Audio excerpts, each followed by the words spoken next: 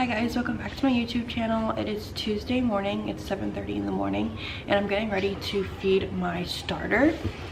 I moved it into a bigger container so I can do like multiple loaves at a time, and I'm getting ready to bake a chocolate chip loaf. I've never done that before, so we'll see how it comes out.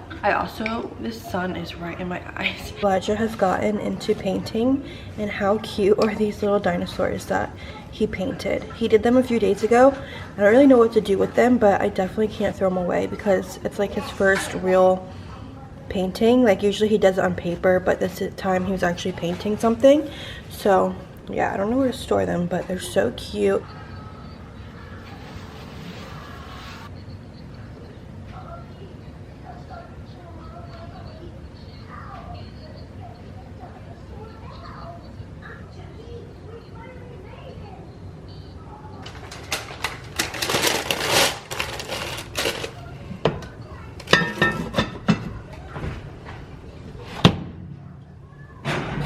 Alright, I'm going to give you guys a little baby update right now while he's eating his breakfast.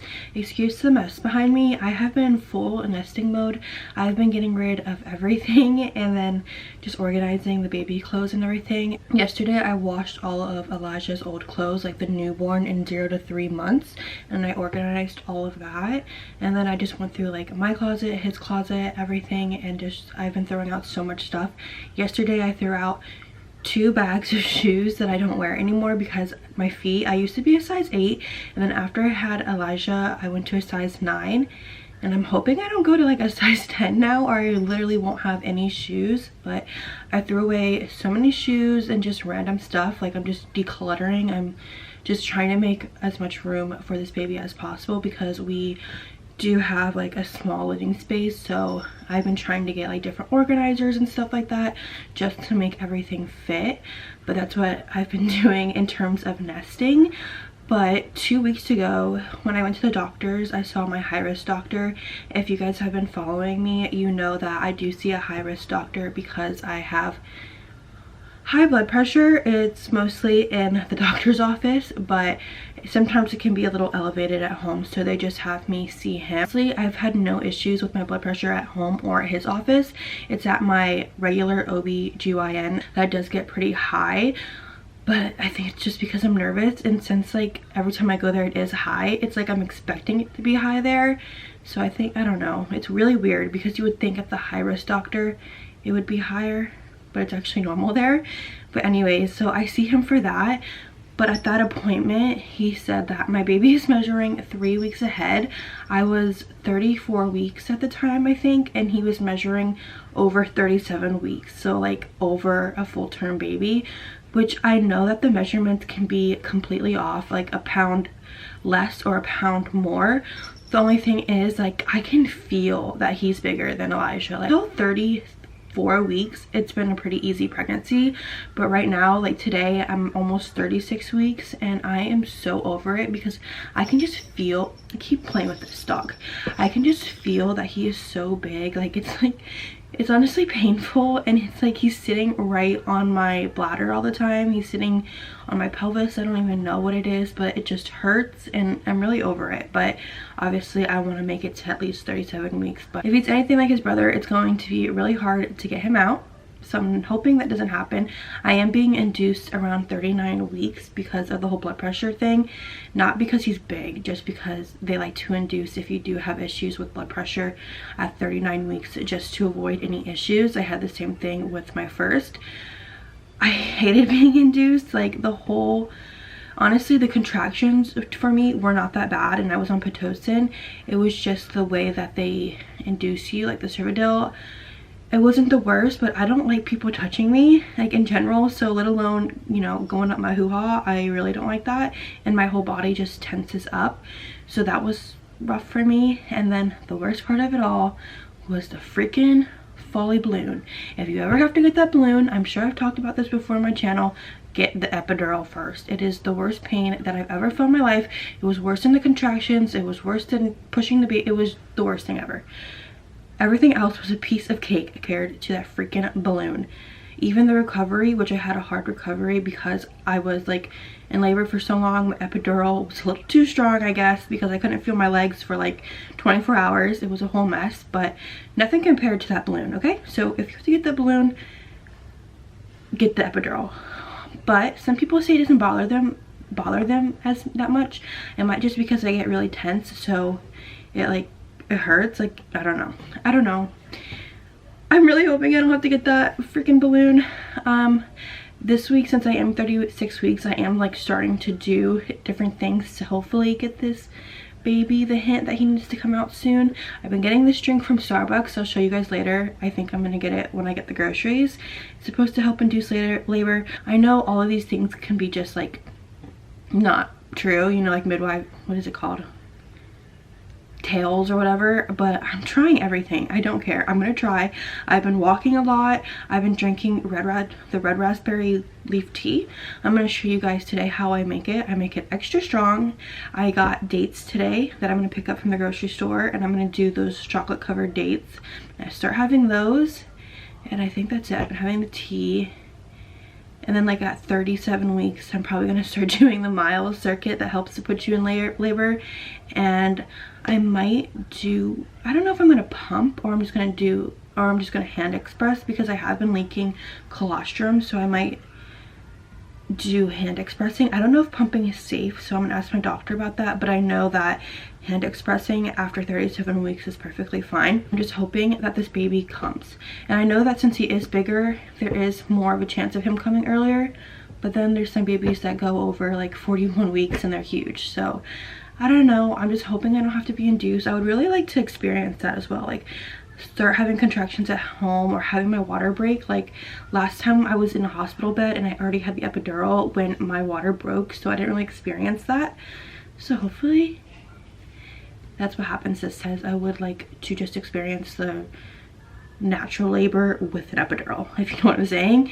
I just don't want to be induced again, but obviously if that's what has to happen, that's what has to happen.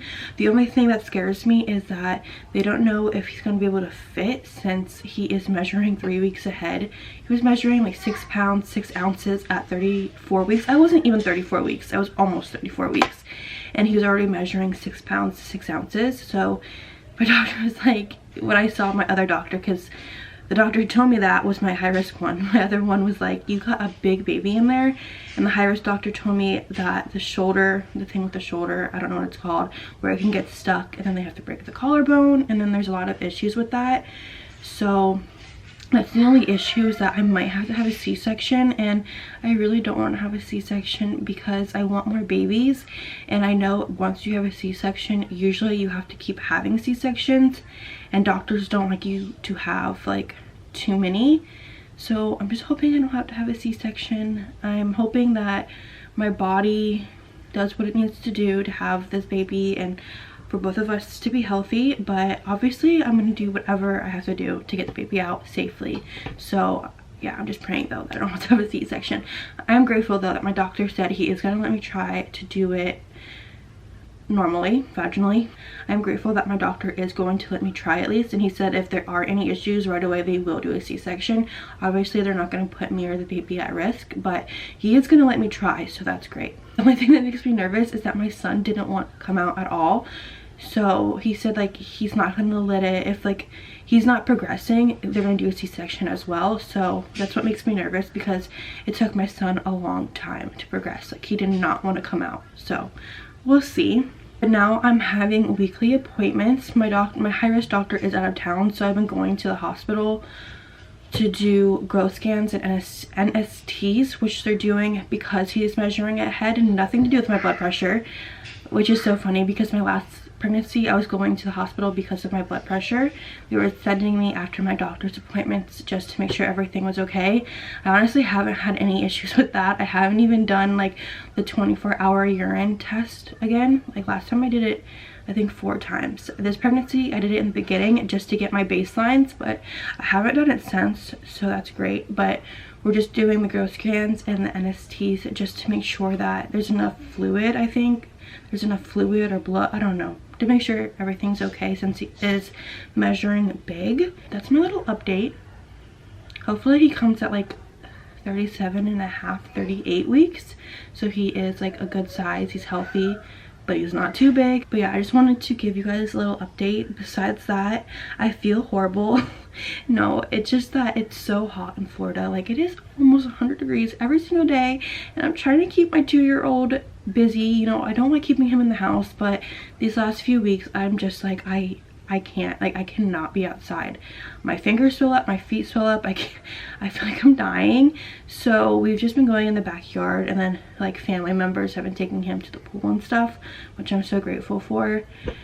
Because like, if you watch my videos, I really don't like keeping him inside and like watching TV and stuff. That's why I ordered all those arts and crafts, so at least he can be doing that. It's just for now, like until I have the baby, because I don't know. And I know the heat can raise my blood pressure and all that. So it's just like 3 more weeks, and you know, we can go back. Well, then I'll have a baby, but you know what I'm saying. I feel like life is easier with a newborn than it is being like so pregnant, especially in the summer. Even though it's like hot for them, I can like take them on walks again and stuff. Like, I just don't feel comfortable going on walks outside. I've been going on the treadmill, so I am excited to have the baby, because I don't know, I'm just ready. I will never, well, I'm not gonna say never, because obviously you can't really plan it, but I hope I never have another summer baby living in South Florida.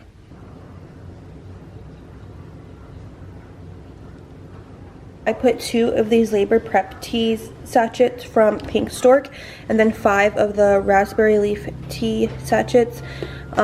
I'll link both of these down below, but I just bring it to a boil and then let it simmer for like 15 to 20 minutes.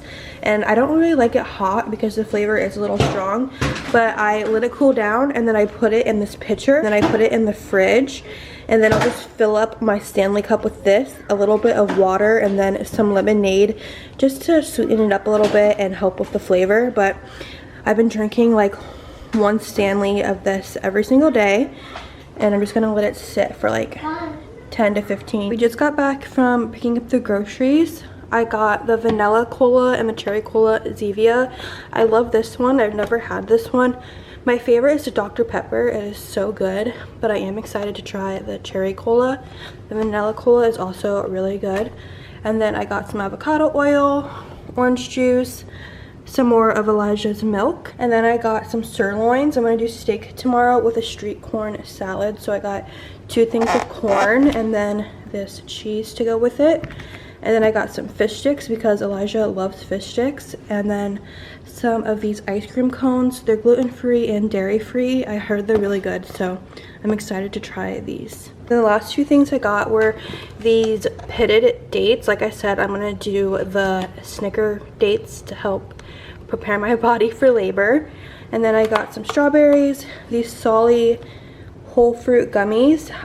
He hasn't tried these before, but I wanted to see if he liked them. There's only 2 ingredients in them. And then Lesser Evil Ranch Rocket Ship space balls. And then I also got him these Go Macro bars. They're the kid version, and this one is the oatmeal chocolate chip one, and it has 4 grams of protein. And then I just got my favorite chocolate bar, Tony's. If you haven't tried Tony's chocolate, you definitely need to give it a try. This is the best flavor. I also got some distilled water so I can start sterilizing all of the pacifiers, bottles, and breast pump parts. But that is everything that we got. I also got my tea. It's the Ice Passion Tango tea, and then I add the strawberry acai refresher base because this tea isn't really sweet at all, so I like to add the refresher base. It's still not that sweet, but I don't like it when it's like overly sweet. So if you want more sweetness, I would add like stevia or sugar. I don't know, I would add a little more, but this is perfect for me. I would recommend adding a little something because it doesn't taste the best if you just get the tea, but hopefully this does a little something.